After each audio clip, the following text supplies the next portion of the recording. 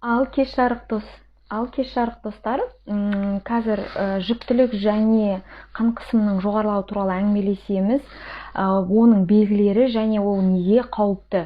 Яғни жүкті әйелде қан қысымының жоғарылауының белгілері болуы мүмкін. Бастың айналуы, кейде құсу болуы мүмкін. Сонымен қатар құлақтың шулауы, мушки, пелена перед глазами дейді ғой орысша. Яғни көзіңіздің алдында қарауытқан ұшып жүрген заттар болуы мүмкін. Бір пленка тұрғандай осындай сезім болуы мүмкін, басыңыздың ауруы болуы мүмкін. Егер осындай жағдай бар болатын болса, міндетті түрде қан қысымыңызды өлшеңіз. Сонымен қатар жүкті әйелдердің гипертониясы деп қашан айтамыз, егер қан қысымыңыз 140-та 90 мм сынап бағанасынан жоғары болса. Жүкті әйелде қан қысымының жоғарылауы не үшін қауіпті? Себебі сіз жүкті әйелмен баланың өміріне қауіп төндіреді. Себебі қан қысымы жоғарылаған кезде бүкіл ағзаларда гипоксия пайда болып, яғни өмірге,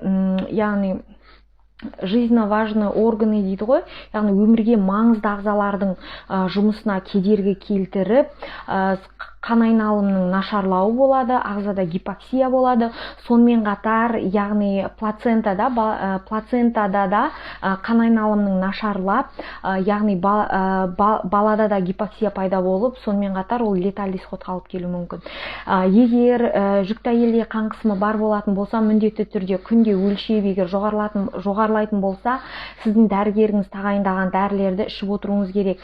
Себебі қан қысымы ылғи да жоғары болатын болса, қан айналымының нашарлап, баланың дамуына, яғни зиян тигізуі мүмкін. Бала дұрыс дамымай қалуы мүмкін, салмағы төмен болуы мүмкін, және тағы басқа.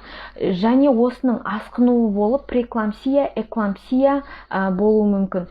Бұл да әйел мен баланың өміріне қауіп төндіреді, және әйел адамда судорога басталып кетуі мүмкін. Егер сіздің жүкті әйелде қан қысымы жоғарылап, яғни үй жағдайында қалай көмек көрсетеміз?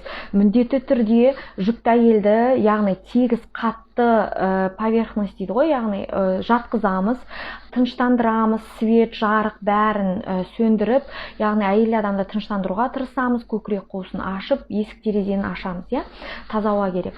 Сонымен қатар міндетті түрде жедел жәрдемге хабарласыңыз. Жедел жәрдемге хабарласып, және яғни онлайн түрде WhatsApp пен телефонмен акушер-гинекологыңызға, жалпы тәжірибелік дәрігерге бәріне звондап хабарласып айтыңыз. Себебі бұл өте маңызды, және тексеріліңіз. Міндетті түрде жедел жәрдем шақыруды ұмытпаңыз. Сау саламат болыңыздар.